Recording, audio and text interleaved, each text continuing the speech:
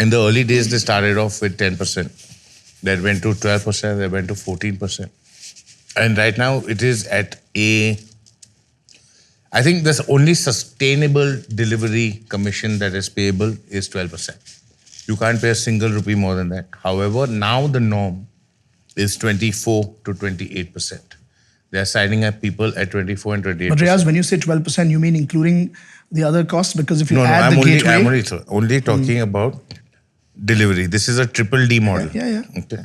You've not just got your delivery cost, you've got your discovery cost, which means that you're paying to be visible in a carousel, you're paying to be visible in one of those collections.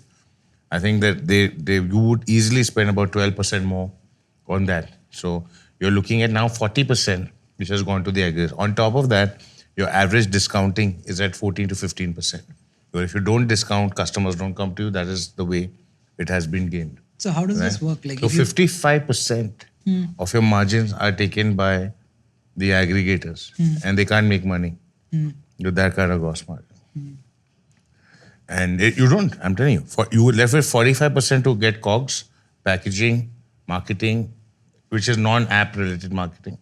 Right? You got to build your brand, you got to do non-app related stuff, your rentals, your salaries. But why are people going to aggregators? Because there's no other alternative. If you build your own fleet, the cost would be prohibitive. There would be a risk associated with managing the manpower, various things, and the ease of the consumer. The consumer is so used to using those apps. It's very hard. So sometimes we try, and obviously we don't get data from the aggregators, so we want to collect that data. So we offer bigger discounts to try and get that customer to order directly, and yet the adoption rates are fairly low. In a pre-aggregator world, how did all this work? Phone. We were doing yourselves. You're delivering yourself. And that's why it was a small business. Phone and Domino's. They definitely have built the business, but I think the margins are not sustainable. So when he said 12%, it's actually not 12%. It's more than that. It's 12% plus payment gateway, which you have to pay anyway, 2%. Plus GST. Will be 12% is the only sustainable number that can be. But you talk about including taxes, because the GST is another big problem for us, right? Actually becomes, the 12 becomes like 16. Yeah. And that's where your margins get completely constrained. And they then say, to build relevance, the term used, you have to spend more money. So I think the platforms have definitely built this huge market and this ecosystem and made Indians fall in love with delivery, made it very easy to get it, convenient. And convenience will always win. So there's no point of, it's going to be an uphill battle to try and build your own system. If a lot of restaurants, top delivery partners, top restaurant partners get together and build their own system, might potentially work.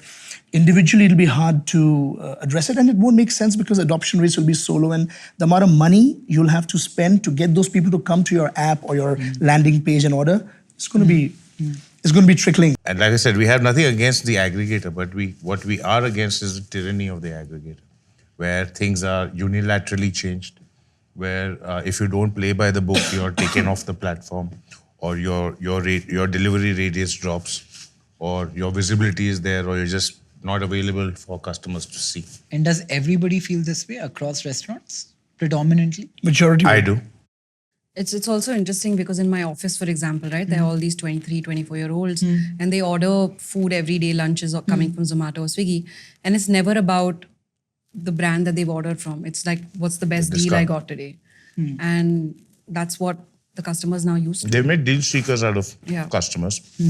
So it's just... It's like an addiction. Discounting has become an addiction, and that's never a good thing. Whenever you build an entire system based on giving discounts, eventually the consumer suffers. Eventually. It's transactions at the cost of profitability. It's growth at the cost of profit. And also, sometimes I feel that the funding of that discount is being done by the restaurant, at the cost of the restaurant. So I think there has to be some kind of dialogue that needs to increase. And I think that's happening. I think both sides are willing to talk and liaise with each other in a positive, proactive manner. Worldwide, you've seen this happen, where eventually it becomes an ecosystem that's a win-win. So let's hope for that.